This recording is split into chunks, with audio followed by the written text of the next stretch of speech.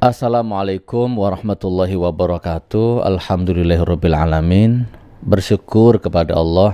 Allahumma sholli ala sayyidina Muhammad. Bersolawat kepada Nabi. A'udzubillahi minasyaitonirrajim. Bismillahirrahmanirrahim. La tajidu qauman yu'minuna billahi wal yaumil akhir yuwadduna man haddallaha wa rasulah walau kanu aba'ahum au abna'ahum au ikhwanahum au ashiratahum ulaika kataba fi qulubihimul iman wa ayyadahum biruhim minhu wa yudkhiluhum jannatin tajri min tahtihal anharu khalidina fiha radhiyallahu anhum wa radu'an ulaika hizbullahi ala inna hizballahi humul muflihun. Shadaqallahul azim, amma ba'du. Ini ayat ini dalam beberapa terakhir video sering saya sunting karena saya dalam momentum akhir-akhir ini saya ingin mempertegas terus ayat ini.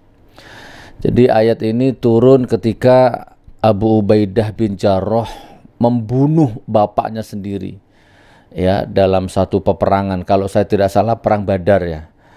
Ada sahabat Rasul Abu Ubaidah membunuh ayahnya sendiri dengan sangat terpaksa dilakukan itu karena ayahnya adalah salah satu orang yang menentang Rasulullah. Maka turun ayat ini.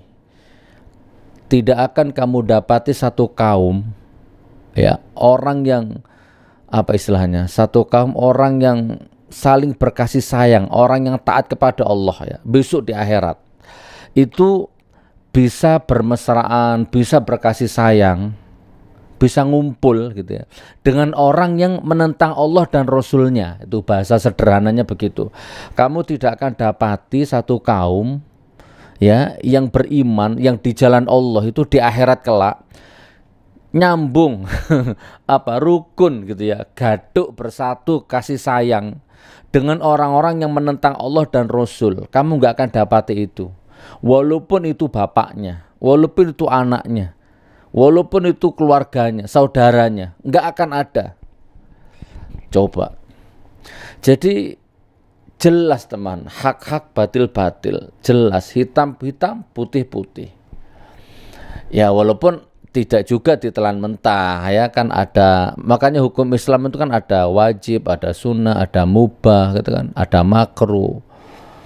Tapi minimal ada momentum-momentum tertentu. Salah satu ayat ini tak pegang. Oh iya ya, nggak ada di akhirat orang yang dalam barisan cinta Rasul, cinta Allah, terus bisa gaduk, bisa berkasih sayang dengan orang yang nentang Allah, nentang Rasul, tuh nggak ada, walaupun bapaknya. Gitu saudaraku. Makanya ayo di akhir zaman ini pertegas posisimu teman ya. Pertegas, jangan bergantung kepada penilaian orang. Tegaskan posisimu, hujahkan posisimu. Kalau ada orang lapar, jarah. Kalau Anda lapar, lebih baik puasa, kan tegas posisinya. Jadi kan iman ukurannya. Puasa nggak ada yang dimakan begal, puasa nggak ada yang dimakan jarah, puasa nggak ada yang dimakan jual agama, jual idealis, jual harga diri. Nah antum lapar nggak ada yang dimakan, diniatkan puasa sekali. Mati kelaparan, mati dalam kondisi puasa sekali. Nah, kurang lebih begitu teman ya. Barakallah. Amin ya rabbal alamin. Oke, saya percepat teman ya. Ini agak terlambat saya karena memang kesibukan, tapi harus tetap saya angkat ya. Surat terbuka ya, atau curhatan seorang dokter sudah viral di dunia maya ya. Tapi harus saya angkat karena memang bagus. Jadi suka nggak suka ya beginilah. Makanya gini, kalau Anda itu mau menemukan hakikat kebenaran tentang situasi bangsa ini, tentang mana munafik sejati, mana penjilat sejati, mana pejuang sejati, coba lepaskan dirimu dari semua itu, dari orbit dua-duanya itu, coba. Gitu kan. Kalau ya pengaran ya ngarani apa ya? Ya pokoknya menganalisa gitu ya, menganalisa. Ya jangan terlalu percaya ke saya, jangan terlalu ditelan mentah-mentah apa yang keluar dari omongan saya. Tapi tidak ada salahnya cari referensi lain. Nah dalam mencari referensi lain itu ya harus bersih hatimu, bersih pikiranmu, tidak punya kepentingan, tidak kesangkut karena taklim, takdim sama kiai misalkan. Lah kalau kiaimu salah masa ditakdimi? Kan begitu.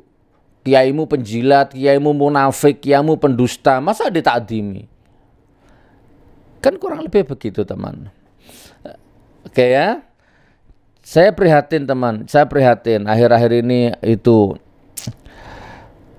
pembobolan kotak masjid, pembegalan sekarang merajalela di mana-mana. Ya Allah, pokoknya ini semakin mengerikan.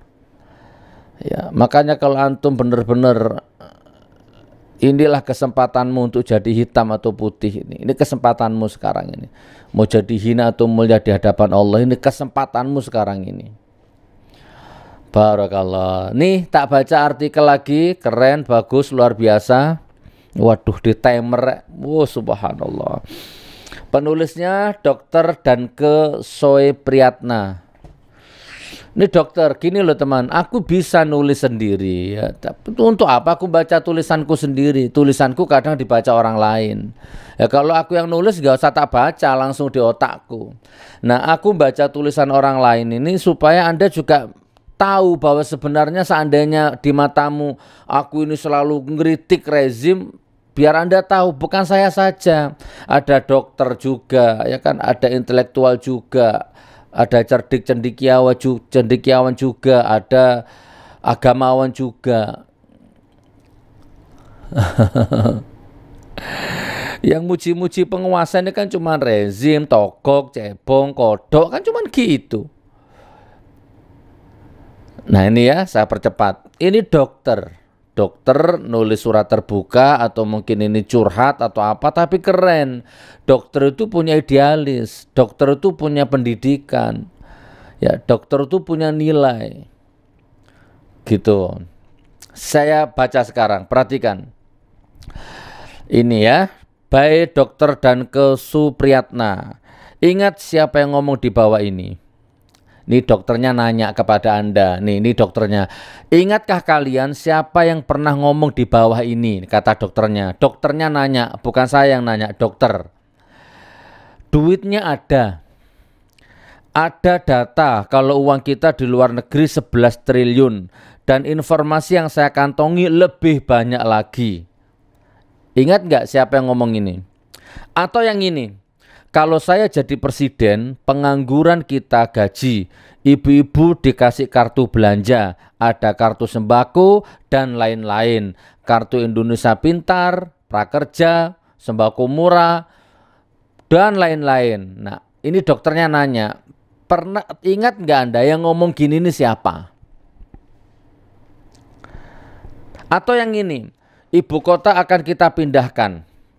Namun pada kenyataannya hutang semakin menggunung, pengangguran tambah menumpuk, harga sembako tidak terkontrol, BUMN rugi, dana haji diembat, duit BPJS disikat, jiwasraya dirampok bersama-sama.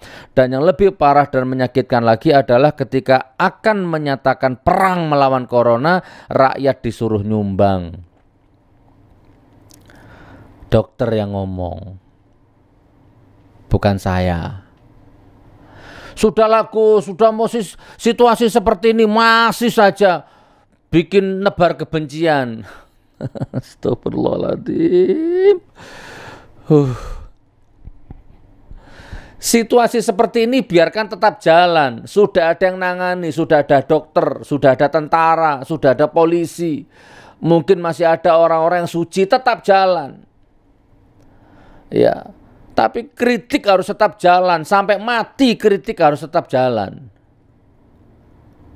Ya, biar akal sehat, otak sehat itu nggak mati peradabannya.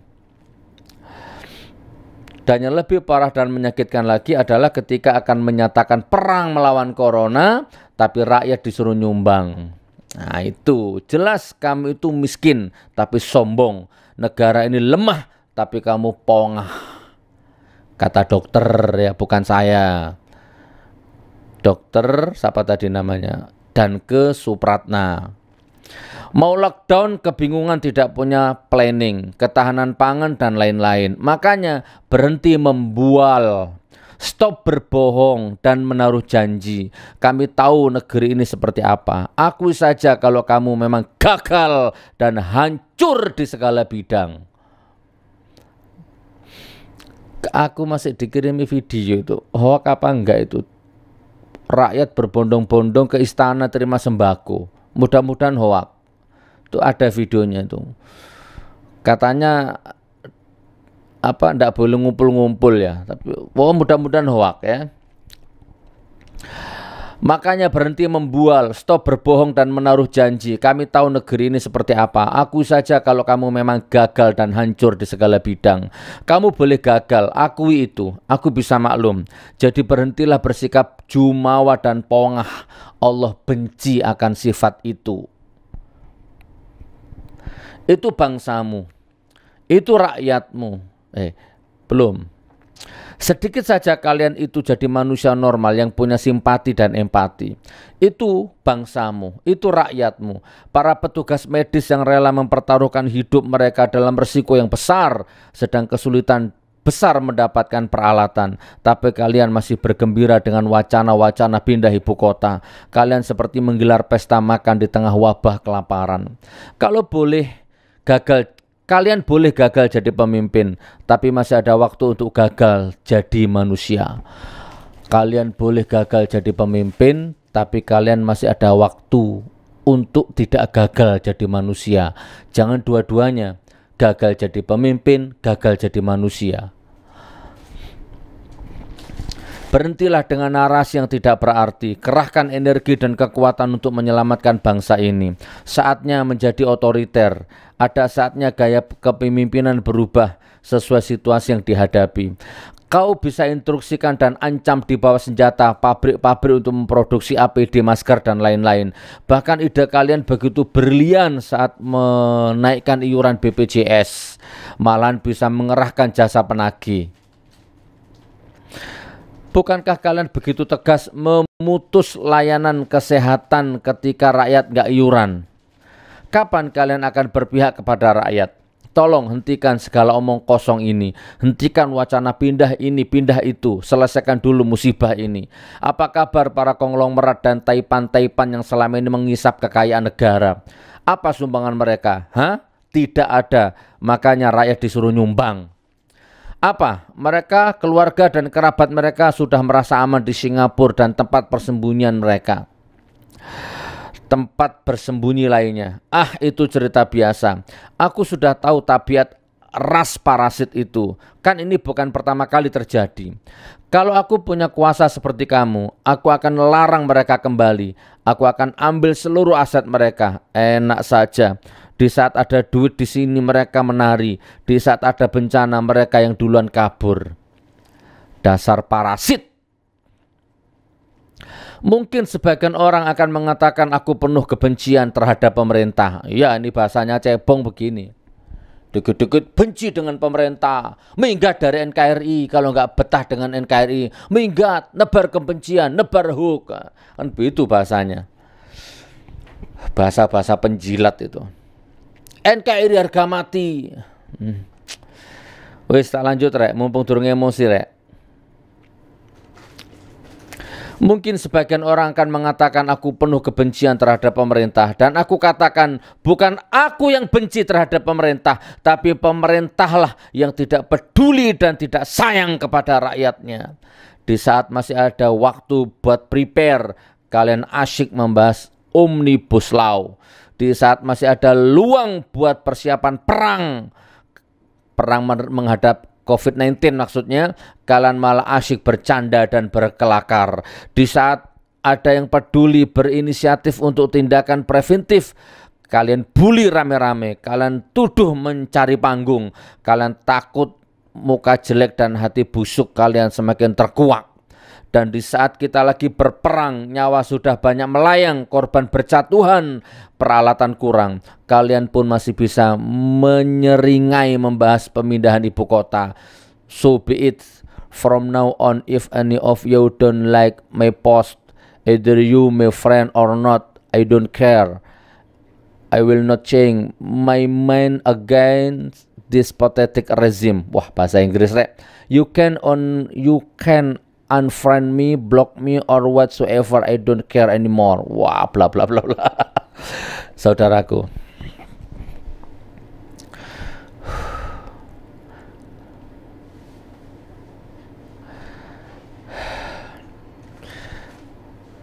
kalau berapa 2008 apa 98 itu krisis moneter ya, hanya moneter.